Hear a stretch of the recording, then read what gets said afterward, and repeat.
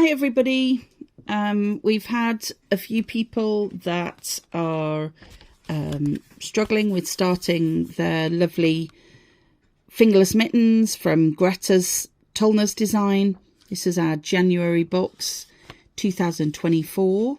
So what I thought I'd do is I thought I would show you how to start, do a little video on how to start. First things first, Greta's done a new way of chaining, which some of you might be struggling with. So basically, you want to take about a 60 centimeter tail. I'm just going to do that off camera really quick. About a 60 centimeter tail. So look, all of this is a tail, and we're going to make a slip knot, put your hook on it. Take a slip knot. I did start this video a few minutes ago. I pulled the yarn from the center of the skein, so I pulled it out of the middle here, and it was dark green, and I was like, they're never going to be able to see this, so I restarted it with the outside edge. So you'd got so we were working in kind of like this lovely reddy orange, which you should be able to see a lot easier. Okay, so what you're going to do, however you hold the yarn, wrap it round, say you're ready. But you are also going to be using this tail here. So what you want to do, I mean, I keep my finger on the loop that's on the hook just so I can manipulate my hook easier. But you're going to take this tail and you're going to wrap it over. So you're going to do a yarn over with the tail, not with the feeding yarn, with the tail that you left. So you do yarn over. So you've got two loops on your hook. So you've got two loops on your hook, and then you're going to pick up the yarn and you're going to pull through two. So that's one, yarn over, 2, 3, 4, 5, 6, 7, she says, sorry, 7, 8, 9, 10. Now you've got to do 60 of these chains, but what you'll see is behind your hook, here are all your V's. So it's almost like doing a chainless foundation. The one thing I did notice, because some of the girls brought this pattern to class, is because this is nice and neat, you may then struggle on row 2 to get your hook in. Okay, so let me just do 10 more, so we've got a few more for you to see. So 1, 2, 3, 4, 5, whoops, sorry, it's because I'm trying to look at the camera. Okay, sorry, start that again. I have no idea what number I'm on now. Let's just do some more. 1, 2, 3. I'll do a slow one. Yarn over with your tail, pick up, pull through 2. Makes a really nice little cord. It'll give you a much neater finish as well to the bottom end of your fingerless gloves. Okay. Yarn over, pull through 2. Yarn over, pull through 2. Okay, I don't know how many I've done. It's not 60, but it's a few. So you've got this lovely, your V's are behind you there.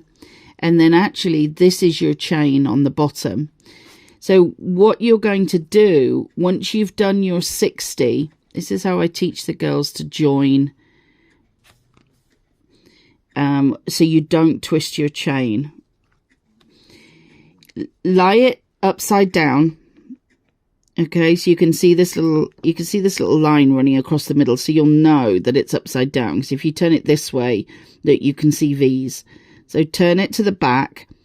and then take this left hand side or right hand side. Obviously, if you're left-handed, you know, if you're left-handed, you're going to pull it the other way, and you're going to pull those two ends together to join it.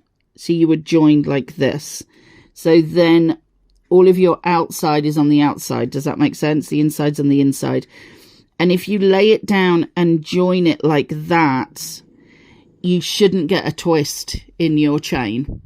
Okay, I hope that helps.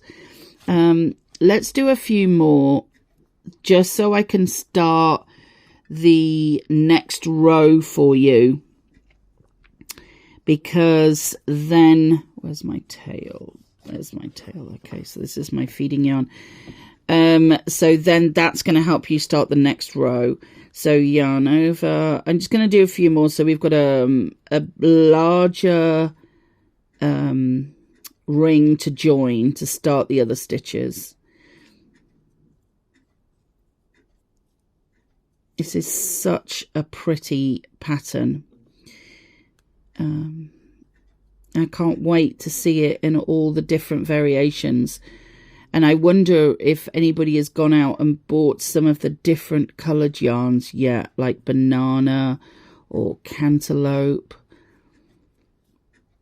or fig. Fig was a nice one.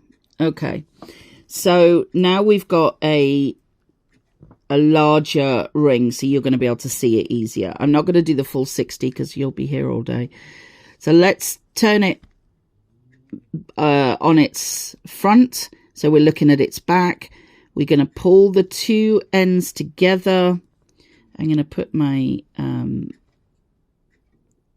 hook back in there real quick.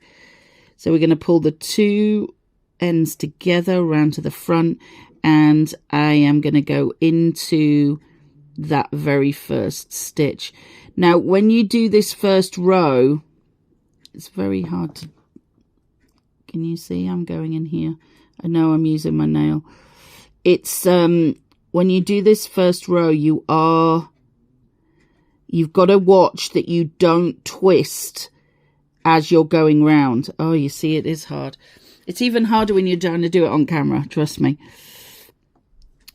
What I did for one of the girls in class was, we've given you a 2.5mm hook.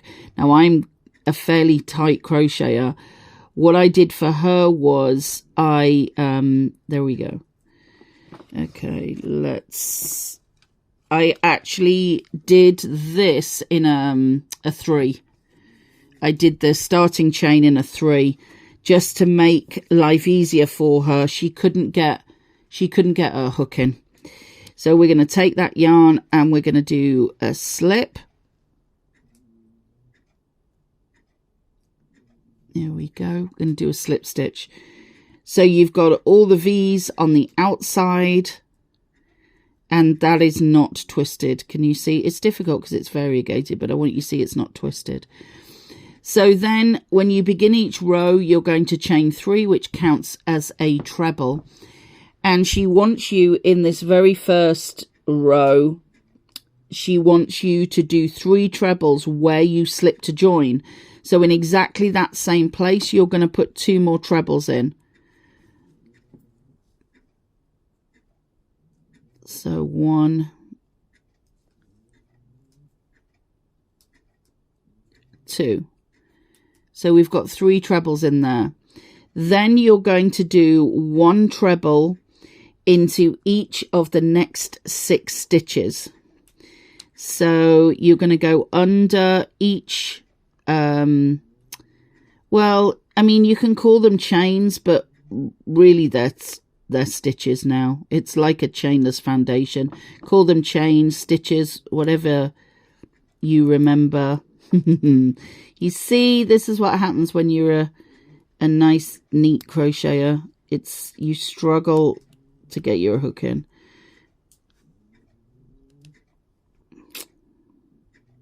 I should have done it on a 3, shouldn't I? Here we go.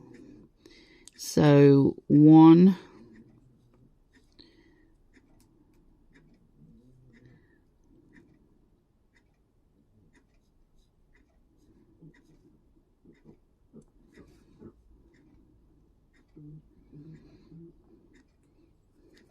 2. Now you see what this should do is, if you're really not struggling, then you are probably quite a loose crocheter. That's not a bad thing. But for those of you that have been struggling, no, you're not alone. Only because these come out kind of like slip stitches because of the way we made them.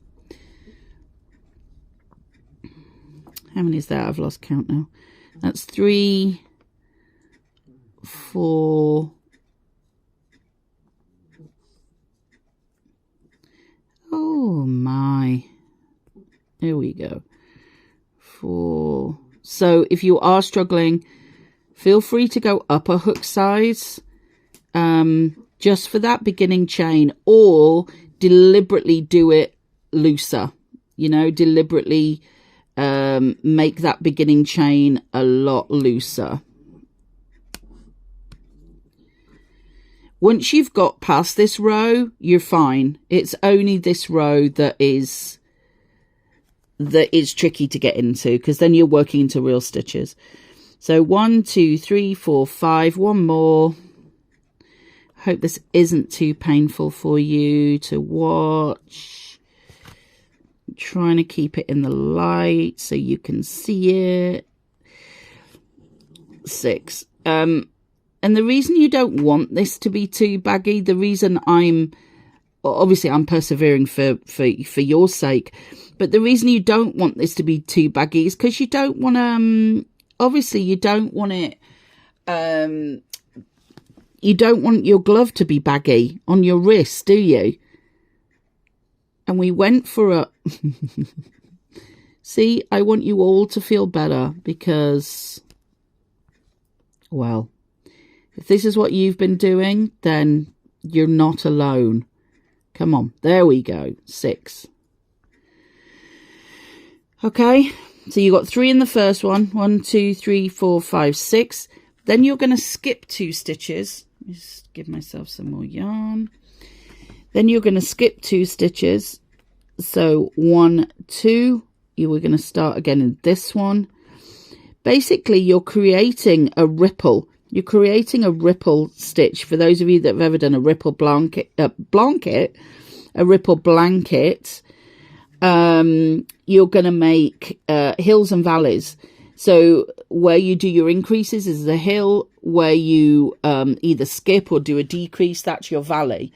So that's what you're creating. You're creating a valley. So you do a hill, 6 stitches, skip 2, that's your valley. Then another 6 stitches, then a hill, then another 6, then a valley, then another 6, then a hill. So you'll end up with, it'll look more like a square. So you've got 4 valleys and you've got 4 hills. Does that make sense? So let me just complete this first little sequence. Obviously, I'm not going to go all the way round because I haven't done enough stitches. You need the full 60 stitches. But you don't want to sit here for 4 days while I'm crocheting a chain, and my video editing capabilities are 0 right now. They will get better, but right now they're 0. And I wanted to get this out for you so you can crack on with your gloves. Oh, you swine. There we go. But like, I don't mind when I know there's a means to an end. If it's just difficult for no reason, the reason here is because you don't want... Somebody's got the tiniest hands to go in there. When you've got 60 stitches, you don't want this really baggy. But if you are a super tight crocheter, then please just go up to a 3mm just to do that chain, and then switch back to your 2.5mm to then carry on. Okay? That's what I did with Helen's on Wednesday night in class, and it worked perfectly. How many have we done? 1, 2, 3, 4, 5. One more.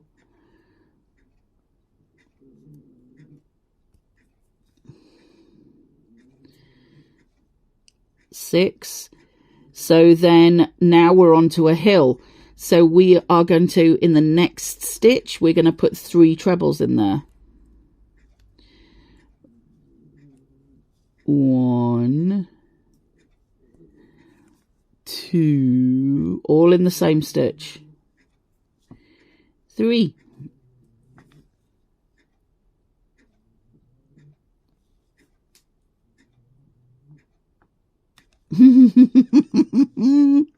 Oh dear. Saturday afternoon, the joys. There we go. Okay. So let me just get my piggy fingers out of the way. So you've got a hill, you've got 6, you've got a valley, you've got 6, you've got a hill. Okay, so you're going to repeat that all the way around, and with your 60 stitches you'll end up with 4 valleys and 4 hills. So 4 decreases because you're skipping 2, and 4 increases because you're putting 3 in 1. Okay, so that's how you start your beautiful fingerless gloves. All right, so take care everyone. I hope that helps. What I will do is I will do this for real and do that first row, and then I will probably do another little video with round 2 and maybe round 3 on, just so you can learn about the front post, back post. All right, so I hope that helps. Thanks, take care, bye.